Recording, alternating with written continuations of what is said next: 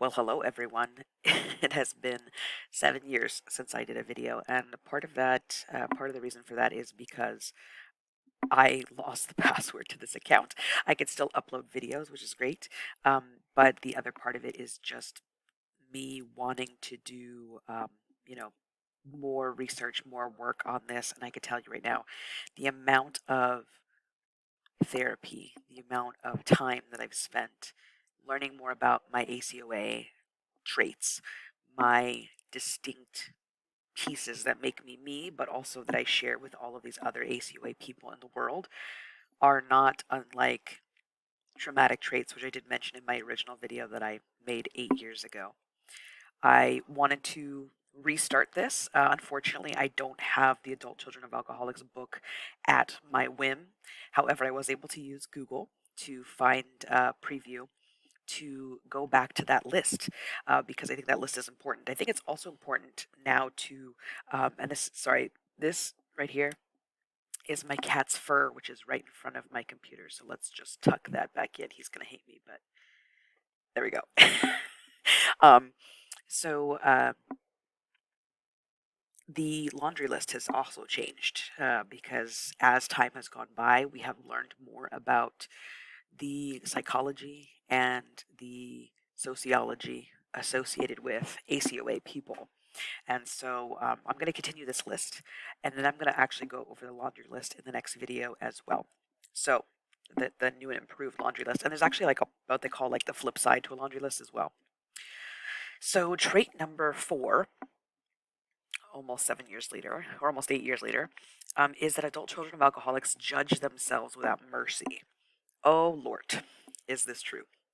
Um, I know this to be true within every relationship that I've ever been in, with interactions with people in the public that I've never met before, when interviewing for jobs or holding a job position, and volunteer work.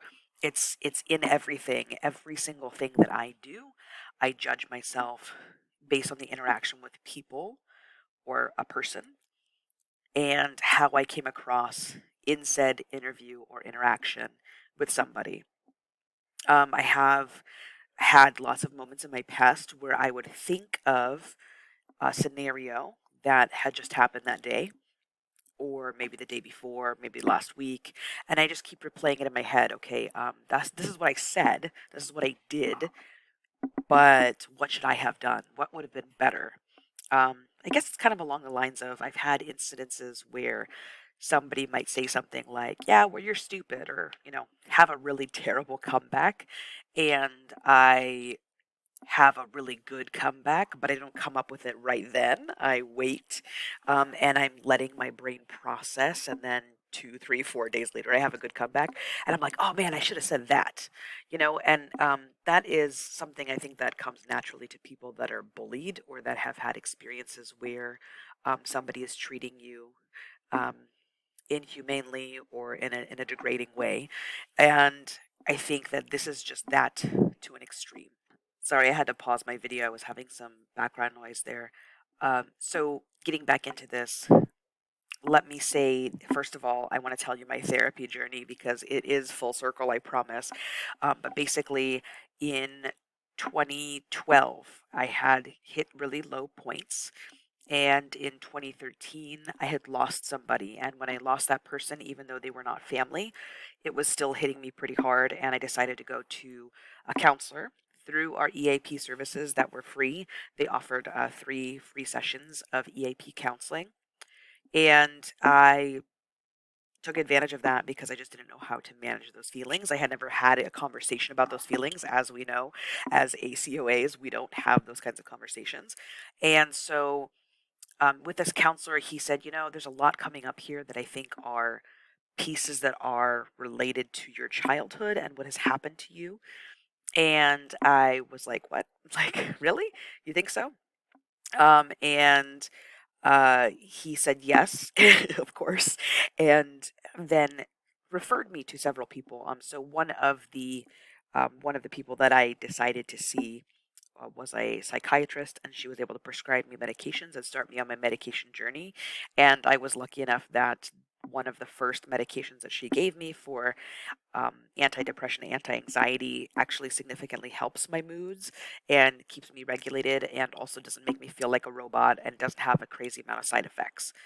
I was also able to find anti-anxiety medication specifically for panic attacks because I did have quite a few panic attacks back in those few years before I really started going deep into therapy, and that helped significantly. And I could say pretty proudly that I haven't had a real panic attack in almost 3 years at this point.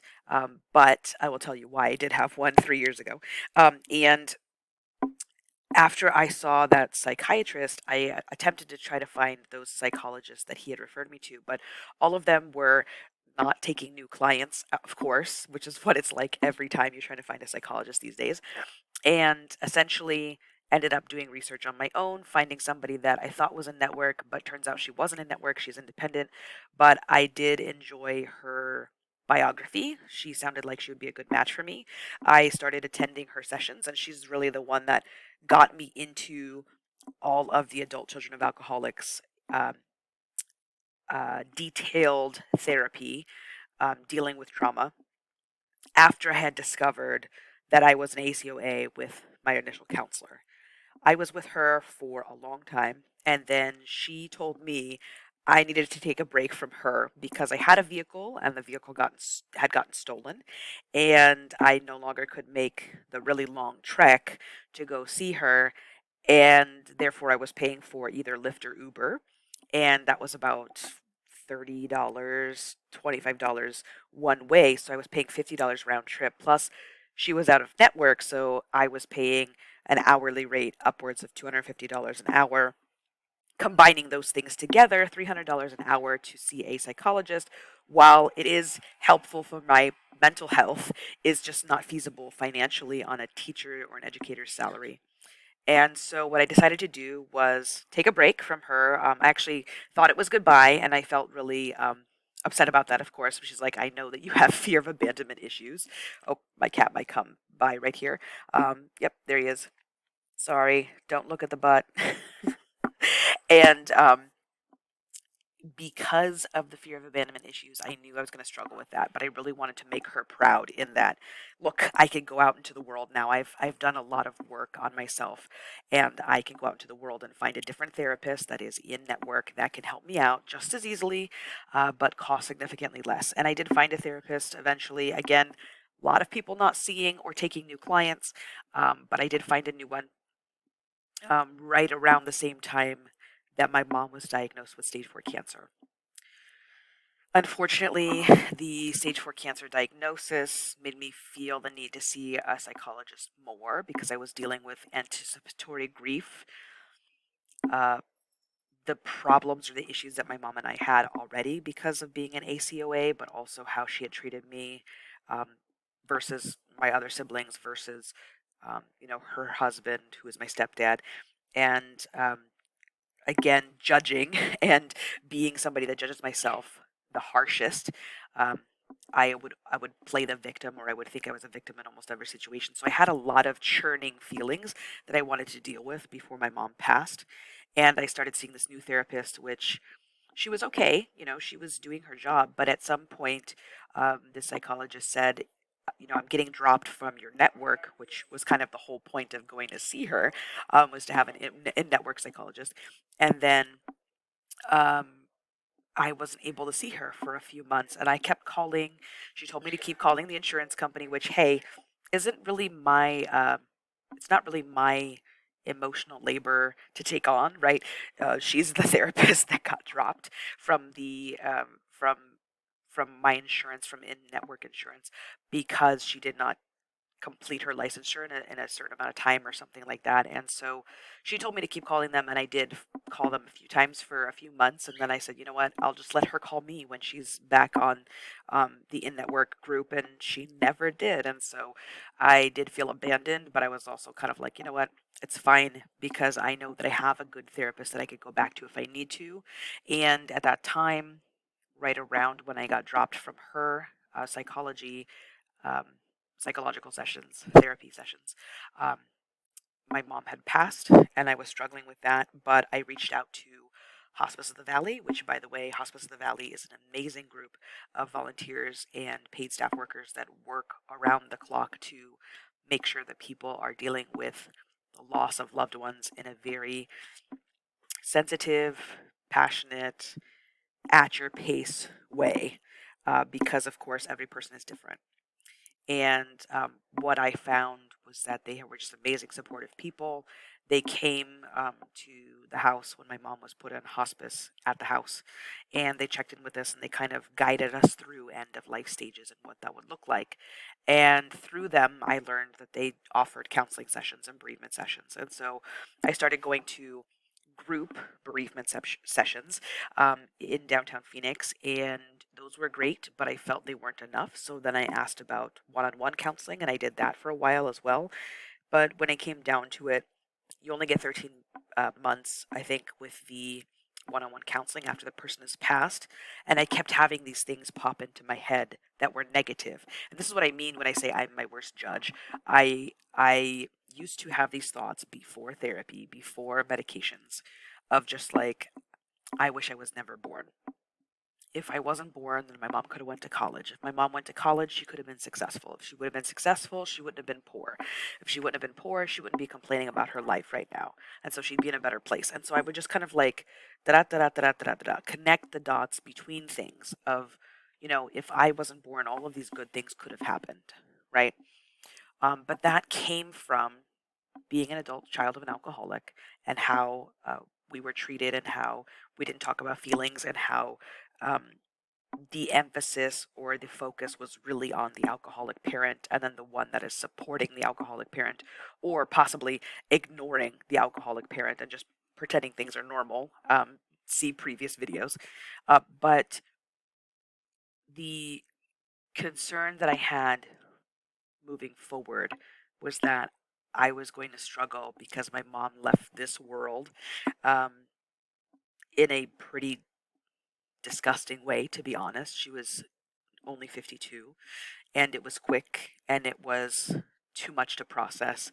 And so I reverted, and it's totally normal and completely understandable why people that have gone through therapy to get rid of those negative cycles of thinking, um, to then revert back and take 15,000 steps backward, because I was in a place of vulnerability.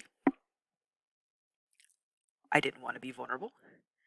So I went to what was safe. And what was safe was the thinking that I had grown up with, the thinking that, while it was negative towards me, made me feel more in control about the world around me. And so I went back to those negative thinking patterns, but instead of being harsh on myself and just saying, like, I wish I was never born, or I wish that this didn't happen, that I had done, instead I was thinking, well, these are the things I could have done for my mom. I should have spoken up more. I should have talked to the doctors more. I should have found a second opinion. I shouldn't have let her go to that hospital where they mistreated her and, did all these things that were malpractice, basically. So there were things that I was blaming myself for that were not my fault, and that to this day, 3 years plus later, I feel like I'm to blame for, and I logically know that that is not true, and yet I can't stop myself from thinking that. So when I say we are our worst judges, I definitely am, and anytime I do something, even a small mistake, I punish myself way harsher than I would anybody else.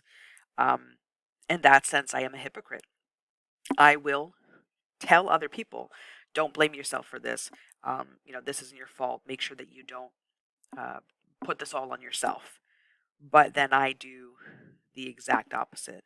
And that's just because I want best for others, but I don't necessarily do it for myself.